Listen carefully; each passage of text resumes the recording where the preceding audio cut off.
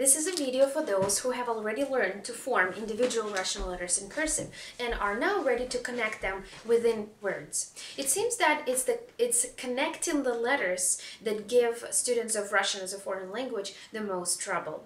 I have simplified the rules a little bit to make them a little bit more accessible and give my students a good jump start. If you're looking for more sophisticated, more classical approaches to writing in Russian cursive, you should probably check out other videos. All right, let's start. Point number 1.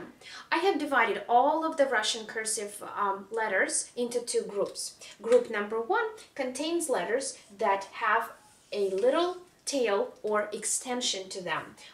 A, G, D, E, Ё, Ж, З, И краткая, К, Л, М, Н, П, Р, С, Т, У, Х, Ц, Ч, Ш, Щ, Y, Ya. Okay.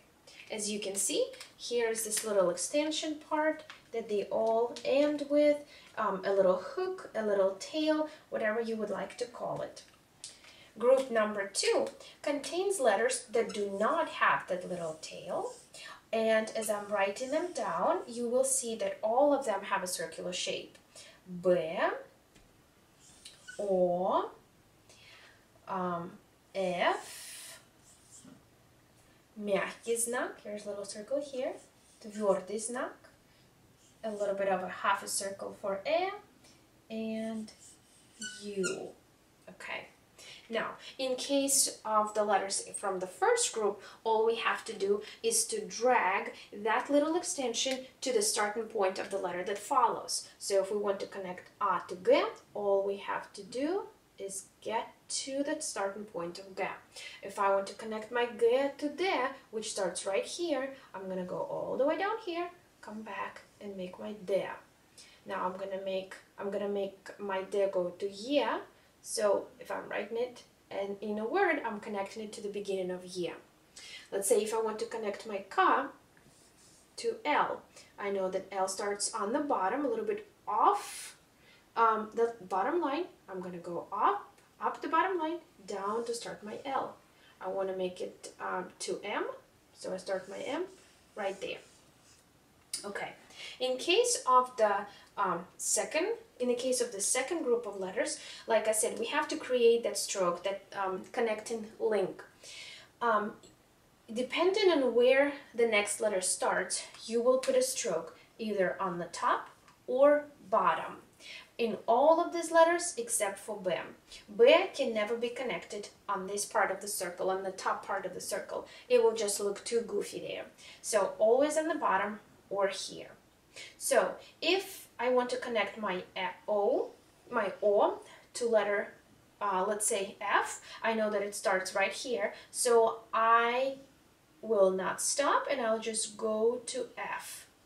So I can form the F. I want to connect my F to L. I know L starts on the bottom. So I'm going to continue here to start on the bottom. If I wanted to stop and pick up my pen, that's actually easy. You just create this little stroke like that. Okay. Now I want to connect my E to M. I know M starts on the bottom, so I can do it either this way, stroke, and then I start my M. Or if I don't want to stop, because I want to write faster, it's still a stroke, only I do it non-stop, so it creates a little loop. All right, so these are basic rules of writing. Remember, there are letters that have an extension to them. All you have to do is to drag them to the starting point of the letter that follows them, and there are letters that do not. So we create that little link either by putting it on the bottom if the next letter starts on the bottom, or on the top if the next letter starts on the top. As far as recommendations for materials, of course you can always use authentic Russian propisy or cursive writing books that you can buy in Russia. Unfortunately, most of them are oriented to children, towards children only. I have really grown to love materials prepared by Natasha Alexandrova. She has Propisi that also goes with the reading book that I also have used to teach my students how to read within 6 lessons, or you can use it independently from that reading book. What I like about it is that you get to practice individual letter, then you will get to connect it within a word, and then there are actual sentences that are functional. Whatever your path is, whatever you choose to do, I hope that you will find this helpful. Enjoy. Спасибо.